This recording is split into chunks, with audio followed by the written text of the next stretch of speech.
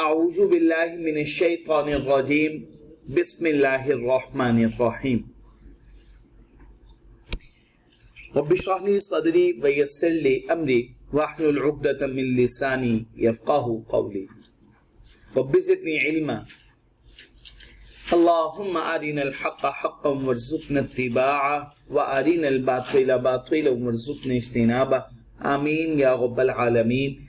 अल्लाहुम्मा तहिर क़ुलूबना मिनन निफ़ाक़ व अअमालना मिनर रिया व अलसिनतना मिनल कज़िब व अअयुनना मिनल ख़ियाना फ़इन्नका तअलमु ख़ाइनतल अअयुनि व मा तुख़फ़िस सुदूर। आमीन या रब्बल आलमीन। बच्चे, हम डिटर्मिनेशन ऑफ टैक्स लायबिलिटी की बात करने वाले हैं। हमने डिटर्मिन करना है टैक्स लायबिलिटी को।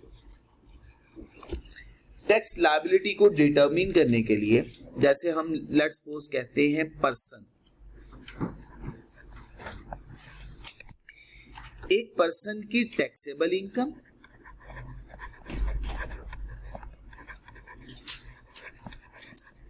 अगर पर्सन की टैक्सेबल इनकम को मल्टीप्लाई कर दिया जाए टैक्स रेट के साथ,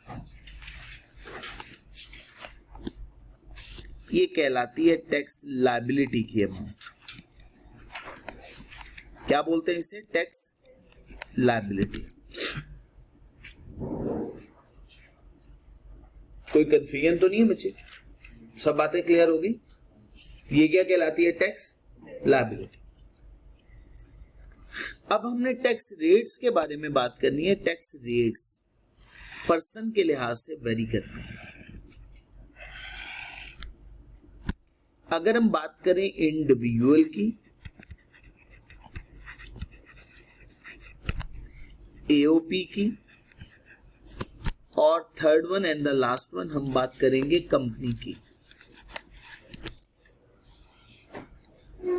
किसकी बात की? Individual, AOP, company. रिपीट कर रहा हूं, individual, AOP, company. Individual, AOP, company. Individual के लिए होंगे स्लैब रेट्स। वालेकुम अस्सलाम।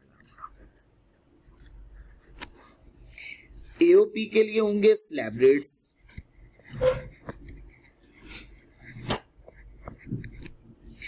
और कंपनी के लिए होगा टैक्स रेट।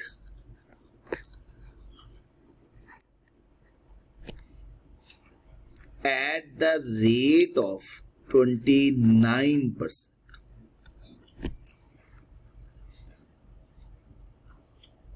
ठीक है? कोई दिक्कत तो नहीं है यहां तक? जवाब सब बात क्लियर होगी? जवाब साहब, अब सवाल ये पैदा होता है स्लैब रेट्स किसे कहते हैं? हम कहते हैं सबसे पहले स्लैब्स बनी हुई है। ये है स्लैब, ये इसे बोलते हैं फर्स्ट स्लैब, ये है सेकंड स्लैब, इसी तरह से ये third one, fourth one, fifth one और सिक्स्थ स्लैब। ये क्या बनी हुई है? स्लैब। स्लैब में गिवन होती है इनकम, मतलब अगर किसी इंडिविजुअल की इनकम 6 लाख तक की है या 6 लाख से कम है, अप टू ₹600,000, मतलब 6 लाख तक की अगर किसी की इनकम है तो वो किस स्लैब में फॉल करेगा? अगर किसी की इनकम 12 लाख तक की है, 6 लाख से तो ज्यादा है, लेकिन 12 लाख से कम या 12 लाख तक की है, तो फिर कौन सी स्लैब होगी? ठीक हो गया। इसी तरह से थर्ड स्लैब में क्या होगा? 12 लाख से 22 लाख। ठीक हो गया जी बच्चे? तो ये स्लैब है जो इनकम के लिहाज से बनी हुई है, और उसके अकॉर्डिंगली फिर टैक्स रेट्स कि अगर इनकम 6 लाख तक की है तो टैक्स का रेट कितना होगा?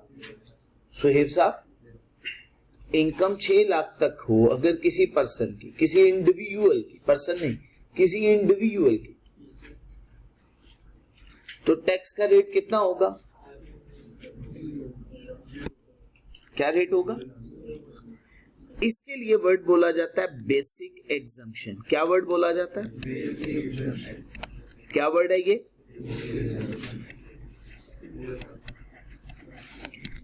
अभी मैं बात थोड़ी सी फर्दर इलैबोरेट करने लगा हूं। अब आप मुझे बताइएगा यहां तक कोई कंफ्यूजन तो नहीं है? सब बातें समझ में आई? बिल्कुल ठीक हो गया जी बच्चे। स्लैब रेट्स बच्चे आगे फर्दर दो तरह से बाइफरकेट होते हैं। बच्चे पहला, अगर किसी इंडिविजुअल की टैक्सेबल सैलरी इनकम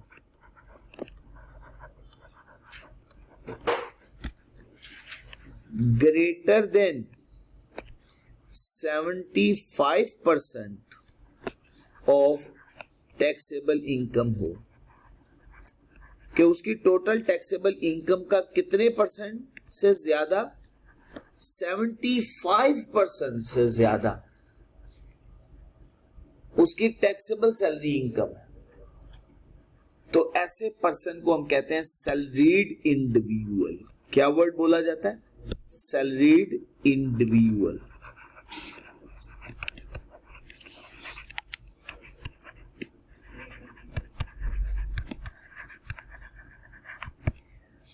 उसके लिए बच्चे हम फॉर्मूला का यूज करेंगे। बच्चे मैं फॉर्मूला एक दफा समझा लूं, फिर मैं रिपीट करता हूं।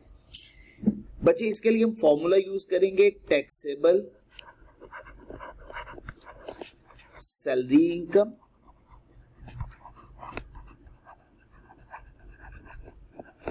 डिवाइड करना है टैक्सेबल इनकम से,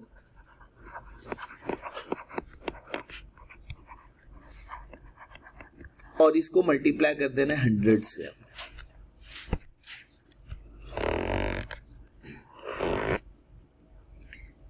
अगर ये परसेंटेज 75% से ज्यादा हो, क्या हो? मोर देन 75%, तो फिर इंडिविजुअल क्या कहलाएगा? सैलरीड। क्लियर हो गया? तो अगर किसी की टैक्सेबल सैलरी इनकम उसकी टैक्सेबल इनकम के 75% से ज्यादा हो, तो वो इंडिविजुअल क्या कहलाता है? Salaried individual. On the other hand, अगर हम कहें कि अगर किसी की taxable salary income less than equal to 75% of taxable income हो, तो इसको क्या बोलेंगे? शाबाश, इसे बोलेंगे non salaried.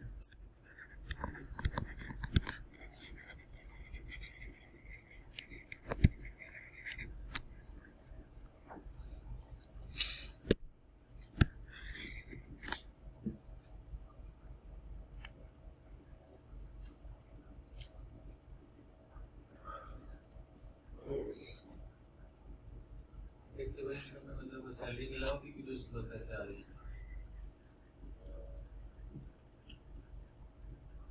Faizan, head of income कितने? 5। पहले दिन पढ़ा था। कितने हेड ऑफ इनकम है? 5। पहला सैलरी, दूसरा प्रॉपर्टी, तीसरा business, fourth one capital gain, fifth one and the last one other source. Repeat करें। फर्स्ट वन हेड कौन सा है? सेकेंड वन सैलरी का क्या है? मुलाजमत का। प्रॉपर्टी का क्या है? आपकी प्रॉपर्टी है, आपने किराए पे दी हुई है, उससे जो किराया मिल रहा है वो कौन सी इनकम होगी? आप अपना कोई कारोबार कर रहे हैं, जैसे आप क्वालिफाइड चार्टर्ड अकाउंटेंट बने और आपने अपनी कंसल्टेंसी फर्म बना डाली और उससे जो आपको रेवेन्यू रिसीव हो रहा है वो क्या है? आपका बिजनेस। आप ट्रेडिंग कर रहे हैं, आप मैन्युफैक्चरिंग कर रहे हैं, ये कौन सी इनकम है? Business income. अच्छा, कैपिटल गेन, आपने किसी कंपनी के शेयर्स खरीदे और उन्हें बेच दिया, इससे होने वाला गेन कैपिटल गेन। आपने प्रॉपर्टी बेच दी, उससे जो गेन होगा वो कैपिटल गेन। बात क्लियर है? तो कैपिटल गेन का ये भी कॉन्सेप्ट हो गया। इसके बाद अदर सोर्स, अगर किसी और हेड में इनकम फॉल ना कर रही तो वो अदर सोर्स में जाता है, ना वो सैलरी है, ना वो आपकी प्रॉपर्टी इनकम है, ना बिजनेस है, ना ही कैपिटल गेन है, तो फिर एक ही हेड बचेगा। वो कौन सा हेड होगा? उसे कहते हैं रेजिडुअल हेड ऑफ इनकम। अब ये 5 हेड है। अब जरूरी तो नहीं है हर पर्सन की सिर्फ सैलरी इनकम हो। अगर किसी की सैलरी इनकम नहीं है या सैलरी इनकम है लेकिन इसके अलावा बाकी इनकम भी है, और सैलरी की इनकम बाकी टैक्सेबल इनकम के 75% से थोड़ी है, तो फिर वो सैलरीड इंडिविजुअल नहीं कहलाएगा, उसे क्या बोलेंगे? Non salary. ठीक हो गया? जैसे मैं यहां से टीचिंग कर रहा हूं, टीचिंग से मुझे सैलरी मिलती है, मैं साथ अपनी कंसल्टेंसी भी ओपन कर दूं, सेकंड टाइम मैं कंसल्टेंसी प्रोवाइड करनी शुरू कर दूं, अपना ऑफिस बनाया हुआ हो वहां पे कंसल्टेंसी देनी शुरू कर दूं, मेरा ये क्या बन जाएगा? बिजनेस। अब मैं कहूं अगर मेरी बिजनेस की इनकम भी है, मेरी सैलरी की इनकम भी है, फिर मुझे देखना पड़ेगा मेरी टैक्सेबल सैलरी इनकम, मेरी बिजनेस की इनकम और टैक्स सैलरी की इनकम, टोटल टैक्सेबल इनकम का अगर 75% से ज्यादा हुई तो फिर कहलाएगी ये मेरी, अब मैं कहूंगा सैलरीड इंडिविजुअल। लेकिन अगर ऐसा ना हुआ तो फिर मैं सैलरीड इंडिविजुअल नहीं हूं, क्या कहलाऊंगा? Non salary. बात समझ आएगी? बाकी न्यूमेरिकल्स करते जाएंगे, पता चलता जाएगा। जी, किसी बच्चे को कोई confusion?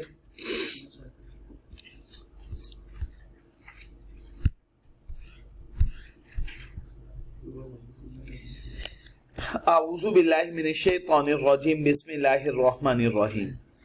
Tax rates for salaried individual. ठीक हो गया जी? टैक्स रेट किसके लिए?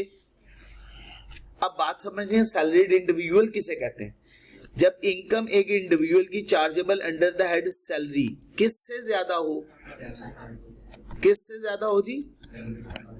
ऑफ हिज, शाबाश। और ये 75% किसका? टैक्स।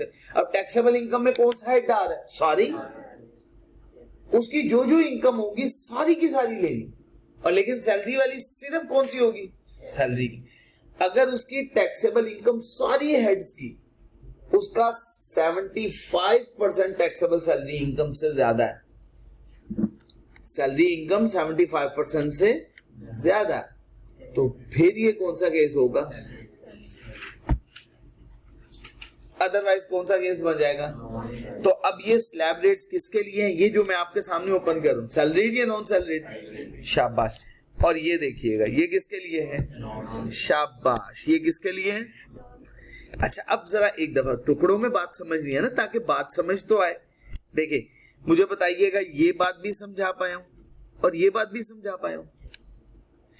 एओपी के लिए जो स्लैब रेट्स हमने नॉन सैलरीड के लिए पढ़े हैं, वही स्लैब रेट यहां पे भी अप्लाई होंगे। इसका मतलब क्या हुआ? नॉन सैलरीड के और एओपी के स्लैब रेट्स सेम है। अब फर्क तो नहीं समझ में आ गई बात? सैलरीड के स्लैब रेट्स डिफरेंट और नॉन सैलरीड के और एओपी के स्लैब रेट्स सेम। और कंपनी के लिए रेट क्या होगा? बात खत्म। ये आपके सामने किसके स्लैब्स? नॉन सैलरीड के। 6 स्लैब सैलरीड के और 6 स्लैब नॉन सैलरीड के। पढ़ना शुरू करें। अगर किसी की टैक्सेबल इनकम 6 लाख तक की है तो फिर टैक्स का रेट कितना होगा? उसे क्या बोलेंगे? क्या मतलब इस पर टैक्स नहीं होगा, 0% है। लेकिन अगर किसी की 6 लाख से ज्यादा है, 6 लाख से ज्यादा क्या बन जाएगी? 600,000 1 ऐसा ही होगी। और किस अमाउंट तक की? 12 लाख तक की। शाबाश मुस्तफा साहब, बिल्कुल ठीक। कितनी? 12 लाख तक की। तो फिर मुझे बताइएगा आसिफ साहब, बात समझ में आ रही है? तो फिर बच्चे क्या रेट होगा टैक्स का? अब ये मिसाल देता हूं, अगर किसी की 12 लाख है, अगर किसी की है 12 लाख, तो हम कैलकुलेट कैसे करेंगे? ये देखिए, जरा समझना है आपने। पहले मैं बोलूंगा टैक्स ऑन ₹600,000। 6 लाख पे कितना टैक्स बना? 0। और tax on rupees exceeding 6 lakh रुपया, वो अगला भी तो 6 लाख ही बनना है ना। टैक्स ऑन रुपीज 600,000, वो एट द रेट ऑफ कितना आया? तो कितना हो जाएगा? 30,000। और टोटल करेंगे बच्चे, कितना बन जाएगा? 30,000। ये क्या हो गई अमाउंट? ये क्या अमाउंट कैलकुलेट कर ली? शाबाश, इसको बोलते हैं टैक्स लायबिलिटी। धनियाल साहब समझ आ रही है?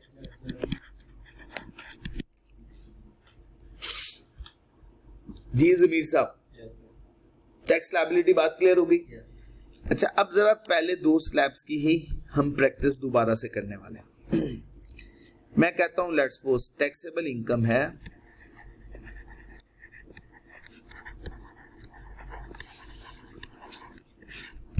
₹975,000। जल्दी से कैलकुलेट करें, फिर मैं कैलकुलेट करूंगा, जहां पे गलती करेंगे आपको समझ आ जाएगी।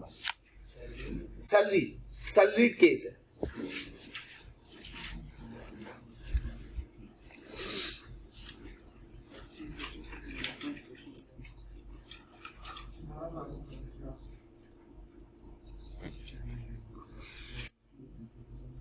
जी कितना बताया गुलाम मुस्तफा भाई? 18,750।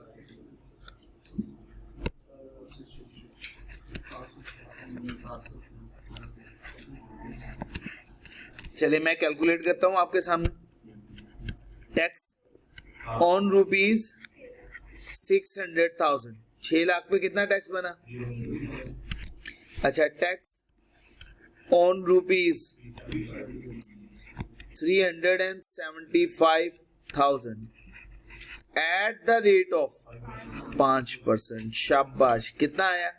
18,750। टोटल कर लें इसका, 18,750। ये टैक्स लायबिलिटी के अमाउंट बनते हैं। किसी बच्चे को कोई कंफ्यूजन? चले एक कैलकुलेशन जरा दोबारा करें। टैक्सेबल इनकम है ₹11 लाख।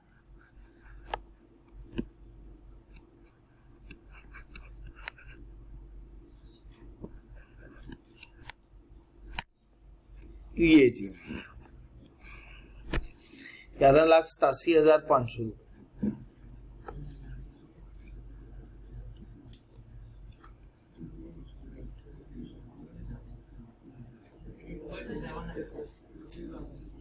सेवन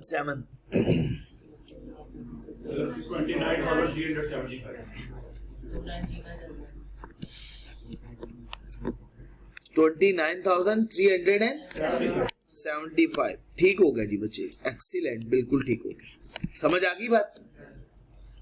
दो स्लैब्स की प्रैक्टिस हो गई। अब आपने जरा थर्ड वन स्लैब की तरफ आना है। थर्ड वन स्लैब क्या है बच्चे? 12 लाख से ज्यादा लेकिन 22 लाख तक। तो ये अगर मैं पूछूं तो ये कितनी अमाउंट बनेगी? 12 लाख 1 रुपए से शुरू होगी और 22 लाख तक की। अच्छा, अब इस स्लैब तक का टोटल कितना बन रहा है? इस स्लैब से क्या मुराद? 12 लाख तक की अमाउंट का टोटल कितना बन रहा है? 30,000 रुपया। इससे ज्यादा जितनी भी अमाउंट होगी उस पर टैक्स का रेट फिर कितना अप्लाई करना है? 15%। इससे ज्यादा जितनी भी अमाउंट होगी उस पर रेट क्या अप्लाई होगा? 15%। ठीक हो गया? अच्छा जी बच्चे, अब मैं आपके सामने सिंपल सी कैलकुलेशन करवाना चाहूंगा ताकि आपको ये बात भी समझ। क्या हुआ बच्चे? ये वाली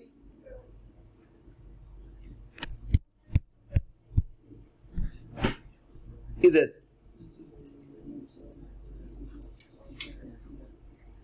कहां पे 12 लाख बच्चे?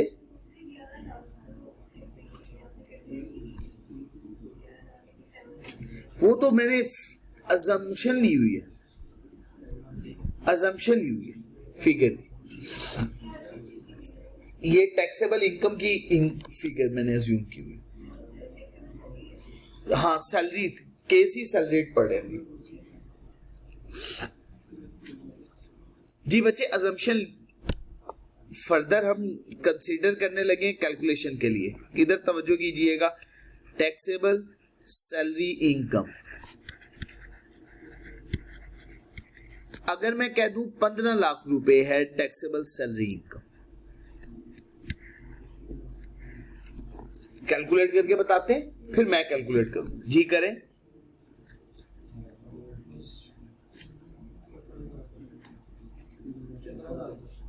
$75,000 ठीक हो गया। अच्छा अब जरा तवज्जो से सुनना है मेरी बात, गौर से मेरी बात सुननी है, मैं आपको पूरा प्रोसेस करके समझाने लगा हूं बात।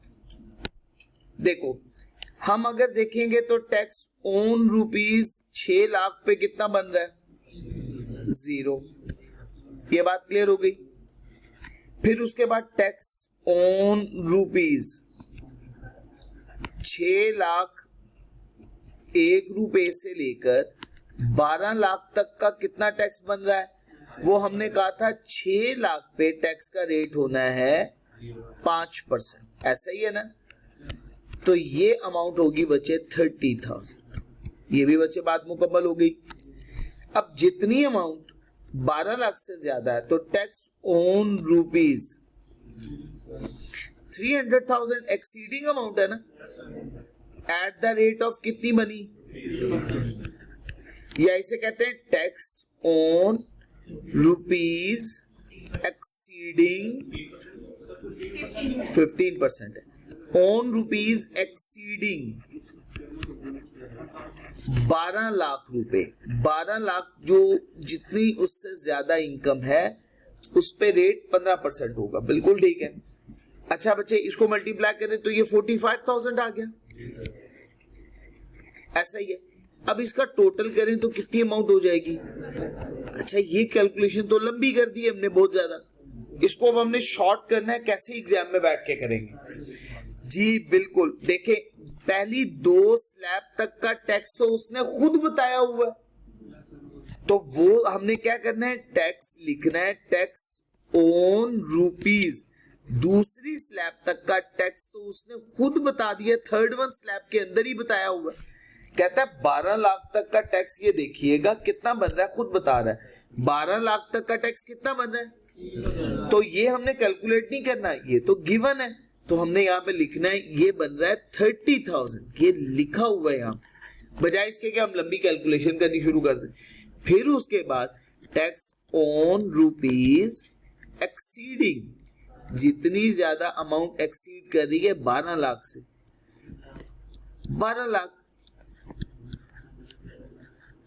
वो है 300,000, और उस पर टैक्स का रेट कितना बचे? 15%। बिल्कुल ठीक हो गया, शाबाश। तो बच्चे ये फिगर है 45,000। तो इन दोनों को सम करके देखें तो ये टोटल फिगर कितनी हो जाएगी? 75,000। बात समझा पाए हो? आसानी से समझ में आ गई बात? चले जी अल्हम्दुलिल्लाह। एक मैं असम्पशन और ले रहा हूं टैक्सेबल सैलरी इनकम की, उसी के आगे फिगर लिखने लगा हूं, जरा कैलकुलेशन करके मुझे बताइएगा आप। 19,25,375 रुपए करें जी जल्दी से कैलकुलेशन।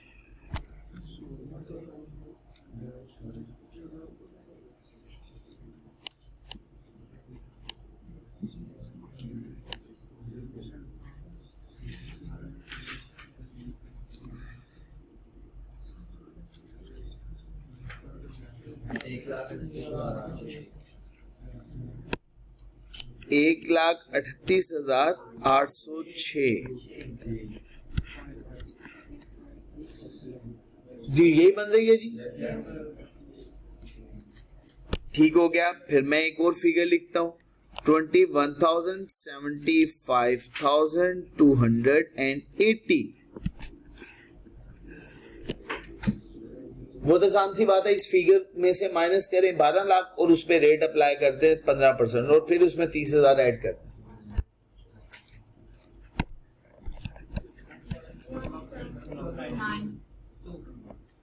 वन 176292 जी, सभी लोग कैलकुलेट कर रहे हैं, इतनी बन रही है। ठीक हो गया जी बच्चे।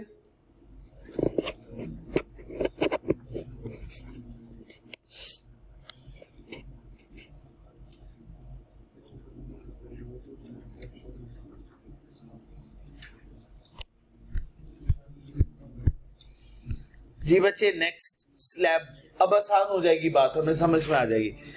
अगली स्लैब कौन सी है बच्चे? इधर तवज्जो कीजिएगा आसिफ साहब, स्लैब कौन सी है अगली? 22 लाख से ज्यादा लेकिन कितने तक की? तो इसका मतलब है 22 लाख 1 रुपए से शुरू होगी ये स्लैब और खत्म कहां पे होगी? 32 लाख पे। इस पर टैक्स का रेट कितने परसेंट होगा? 25% एक्सीडिंग।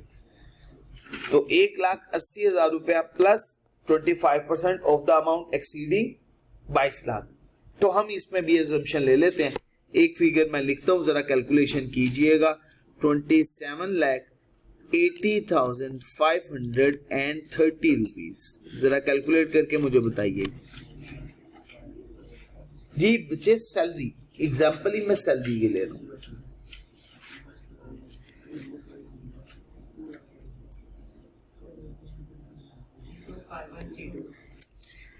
थ्री टू 51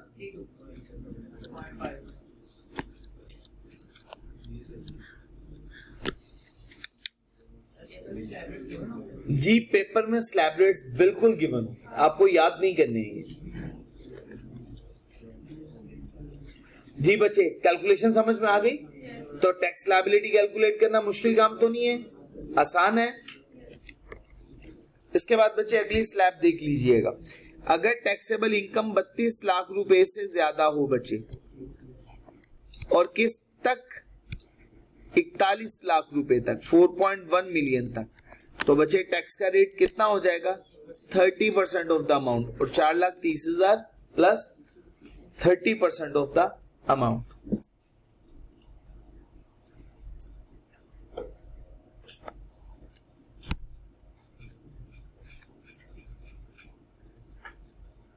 ठीक हो गया जी बच्चे? कोई दिक्कत तो नहीं है यहां तक?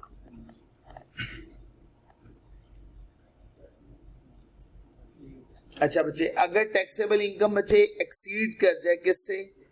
41 लाख से, तो फिर बच्चे 7 lakh plus 35% of the amount exceeding 41 lakh. ठीक हो गया जी बच्चे यहां तक?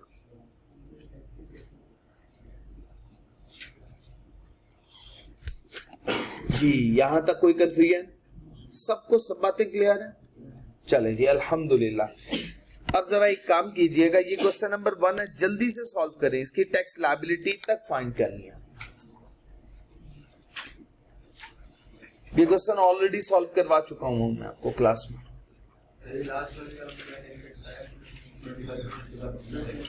20, ये देखिएगा, ये लास्ट वन। अगर 4th वन स्लैब हो तो उसमें 25% है एक्सीडिंग अमाउंट। किससे एक्सीडिंग? 22 लाख रुपए से ज्यादा की अमाउंट। उसके बाद 5th वन स्लैब में हमने डिस्कस किया, अगर 32 लाख से ज्यादा हो तो 30%, और 41 लाख से ज्यादा हो तो 35%। ठीक हो गया? ये आपको याद रखने की जरूरत नहीं है, एग्जाम में गिवन होंगी, टेस्ट में गिवन होंगी, हर जगह जी। क्वेश्चन सॉल्व करना है कैलकुलेटर पे नहीं, रजिस्टर पे सॉल्व करना है। जवाब साहब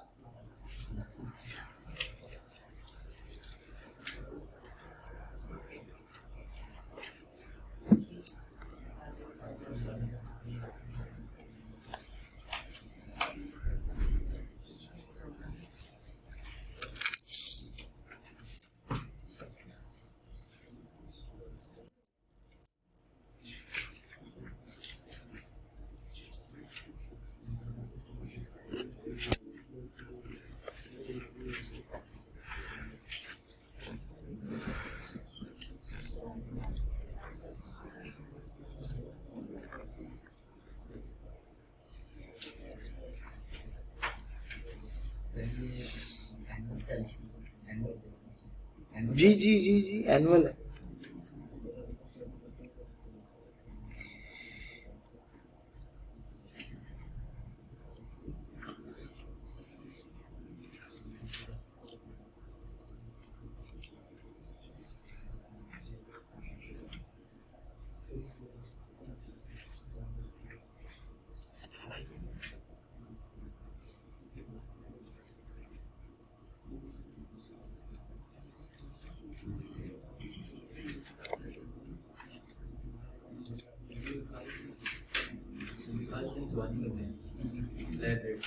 स्लैब रेट्स दिखा देते हैं।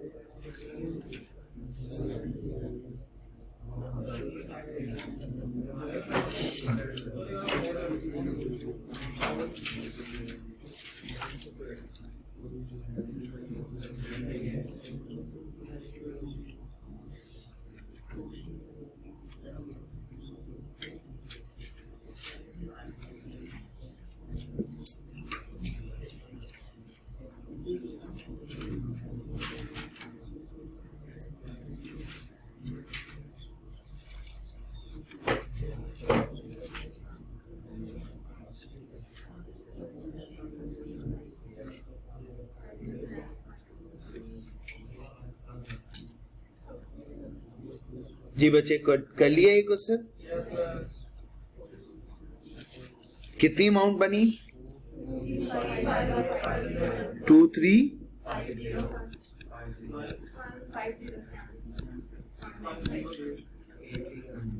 ठीक हो गया जी, हमने लिख दिया। ये टैक्सेबल इनकम की अमाउंट है। टैक्स लायबिलिटी इतनी बना दी है आपने, 23 लाख की टैक्स लायबिलिटी बना। चलें जी, क्वेश्चन नंबर 2 भी कीजिएगा सॉल्व।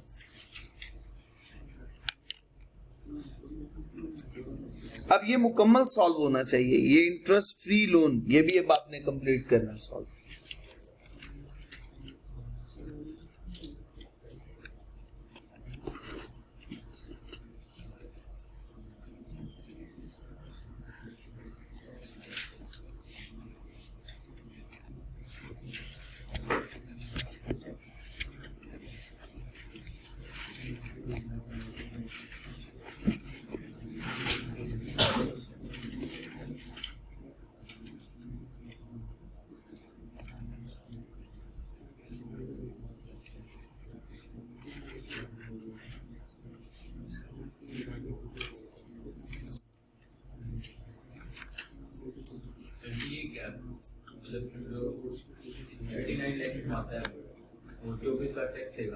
नहीं नहीं, कैलकुलेशन में कहीं गलती की है। ये देखो, मैं आपके साथ कैलकुलेट कर देता हूँ, एक क्वेश्चन सॉल्व कर देता हूँ।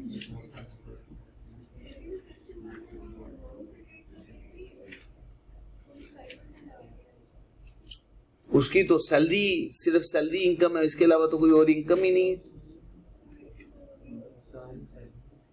नहीं, ये तो हेड ही सैलरी का है ना, ये तो सारी आइटम्स ही सैलरी की हैं। एम्प्लॉयमेंट रिलेशनशिप की वजह से उसे कोई भी इनकम रिसीव हो, वो सैलरी इनकम है।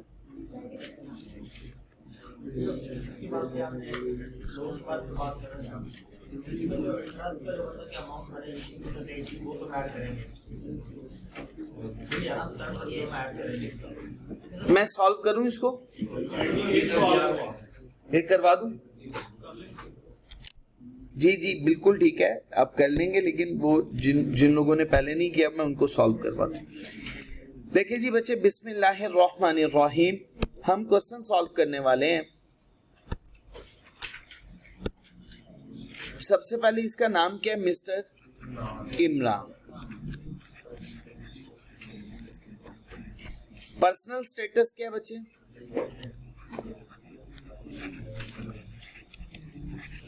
पर्सनल स्टेटस है बच्चे इंडिविजुअल। इधर कंसंट्रेट करना है बच्चे, आपस में बातें नहीं करनी, बात को समझना है आप लोगों ने। उसके बाद बच्चे रेजिडेंशियल स्टेटस।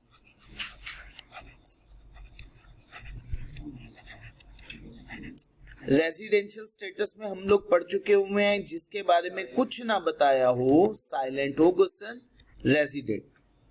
हमें कंप्यूटेशन किसकी करनी है? Taxable income and tax liability की। Computation of taxable income and tax liability.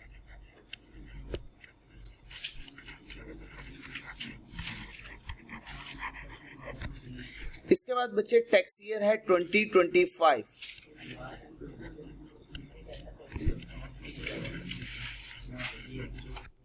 बच्चे हमारे पास इंफॉर्मेशन है इन रुपीस। हेड कौन सा है? इनकम फ्रॉम सैलरी, सबसे पहला हेड है और सैलरी का हेड है। अभी तक हमने पढ़ा ही सैलरी का हेड है, इसके अलावा तो कोई और हेड पढ़ा ही नहीं हमने।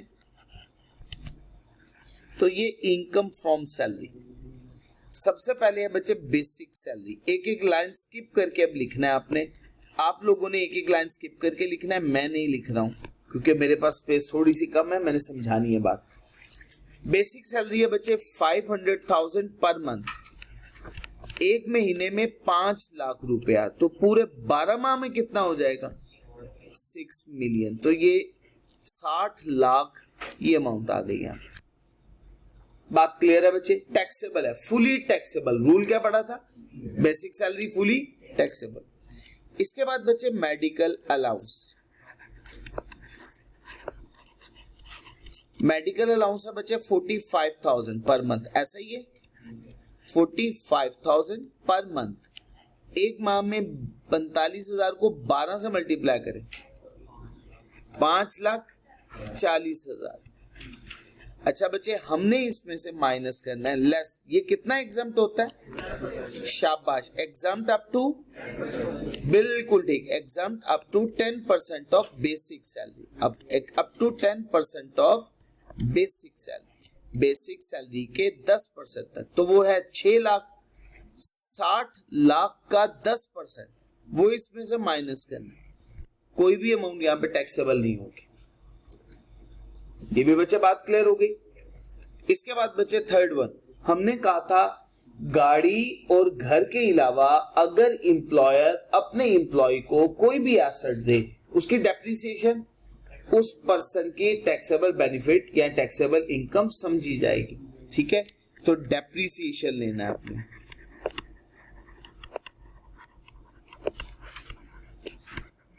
ऑफ टीवी एंड वीसीआर, या सिर्फ लिख दो TV and VCR provided by employer, ये ज्यादा बेहतर वर्ड हो जाएगा।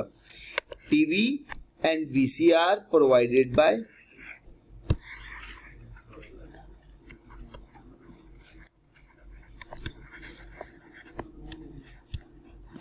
एम्प्लॉयर ने प्रोवाइड किया।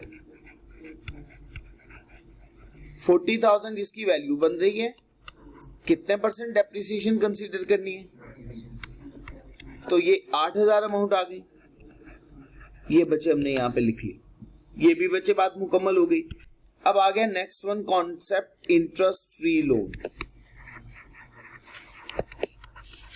मैंने आपको समझाया था अगर इंटरेस्ट फ्री लोन हो तो लोन की अमाउंट का, शाबाश, एक्सीलेंट, 10%, तो कितनी अमाउंट होगी? 5 लाख। जी बच्चे, ये टैक्सेबल सैलरी इनकम में ऐड हो जाएगा। उसके बाद बच्चे हाउसिंग कॉस्ट इन दुबई।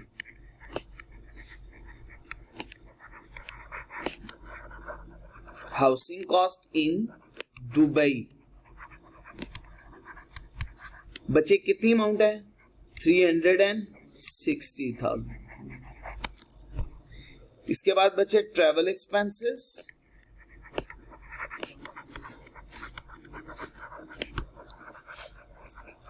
वो भी एम्प्लॉय ने बर्दाश्त किए हैं, एम्प्लॉय के, वो कितने हैं? 3,60,000। तो बच्चे टोटल अमाउंट बताइएगा।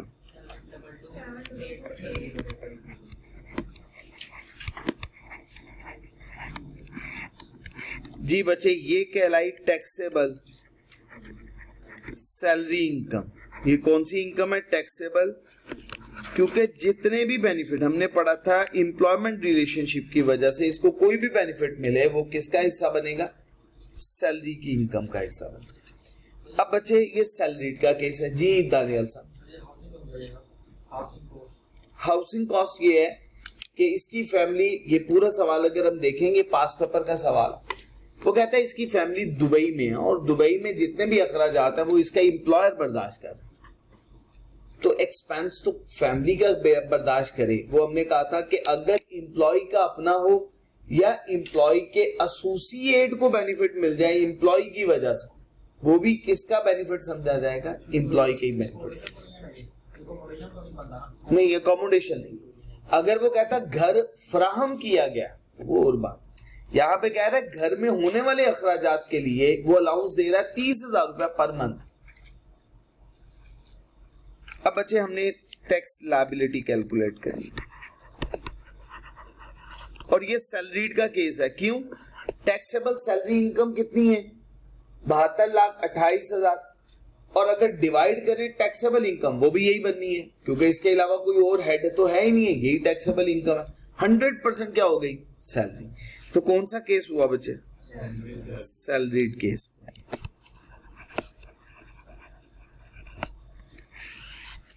अब बच्चे हम यहां पे लिखेंगे टैक्स ऑन रुपीज। पहले हमें देखना स्लैब कौन सी बनती है, जरा देखते हैं।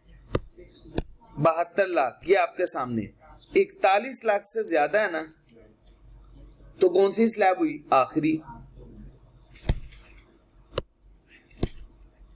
तो टैक्स ऑन रुपीज 4.1 मिलियन, इतना ही है ना।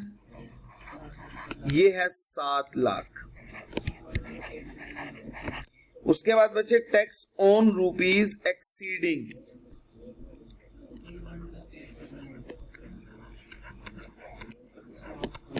अच्छा बच्चे वो कैसे कैलकुलेट करना है वो मैं बताने लगा। 7,228,000 माइनस करो इसमें से 4.1 मिलियन। ये फिगर माइनस करने के बाद इसका रेट होगा बच्चे 35%।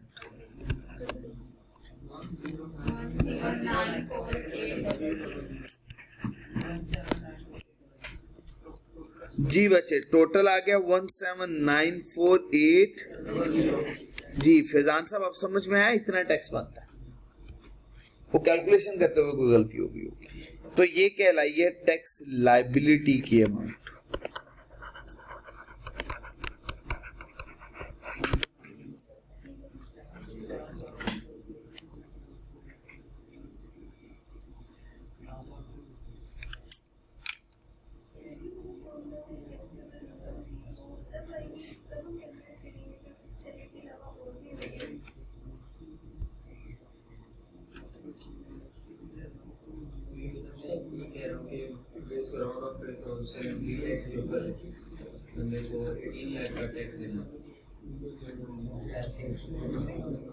देखो उसकी इनकम ये है, ये इनकम, इस इनकम पे इतने का टैक्स बन रहा है।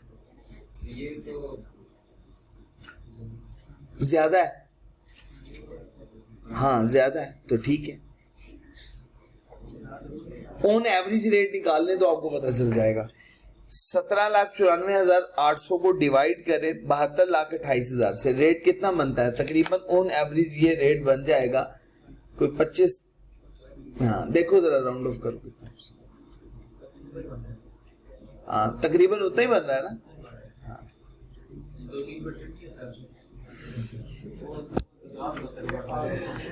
2-3%। हाँ आप अपनी इनकम कम रखें, टैक्स ज्यादा नहीं भरें।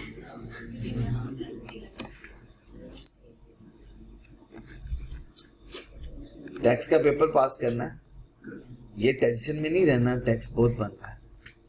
पेपर में भी सवाल ऐसा आ जाए तो आप तो वहां पे टेंशन नहीं लेंगे, हल करके आना, ठीक है ना, टेंशन में नहीं आना।